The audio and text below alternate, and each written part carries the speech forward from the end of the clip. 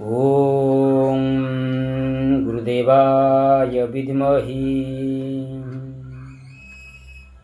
सच्चिदानंदाय धीमहि तन्नो साई प्रचोदयात्। देखिबा आज बाबा हमको तृतीय अध्याय बाबा आमको श्रवण कराइबे। आमे जदि बाबांकर श्रद्धालु, आमे जदि बाबांको हृदय खाली भल पाउथिबा ताले बाबांकर प्रत्येक अध्याय को आम हृदय साहित्य रखिबा। बोलो श्री साईनाथ महाराज की जय। बाबा हमको तृतीय अध्याय बाबांकर अनुमोदन कौन थिला, बाबांकर आज्ञा कौन थिला, ए सच्चरित्र विषय बाबा हमको अनेक महात्मा सबुठ श्रेष्ठ ज्ञान आमको श्रवण कराइबे। आम जदि बाबा को श्रद्धालु ताले आम तक हृदय साहित्य रखिबा।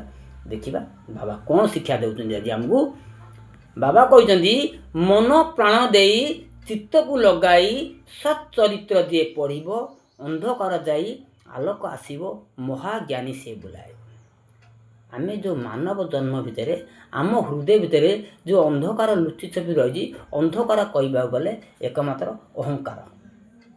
आम हृदय भितर जो हिंसा राग गर्व अहंकार जो लुचि छवि रही सी है आम एकमात्र ये संसार भितर अंधकार भितर आम पड़ी रही। आम ये अज्ञान रूपक अंधकार भितर पड़ी रहीचु।